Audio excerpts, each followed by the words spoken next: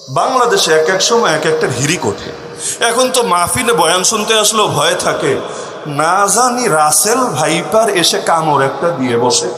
রাসেল ভাইপরে নিয়ে সবাই চিন্তিত হয়ে গিয়েছে, অথচ খালি নামের খেলা। এটা নতুন কোনো সাপ এমন না। যারা খ্যাতখামারিতে কাজ করে, মেডিকেলে ডাক্তারি করে, জিজ্ঞেস করে দেখেন, ভাই চন্দ্রবোরা চিনো কি না? বলবে হ্যাঁ চন্দ্রবোরা তো চিনি, কত মেরেছি, কত দেখেছি। তো এখন যেটা ছিল চন্দ্রবোরা হঠাৎ করে মিডিয়া ছড়ানো শুরু করলো, এটার নাম রাসেল ভাইপার। এখন রাসেল বেচারাই বা কি দোষ করলো?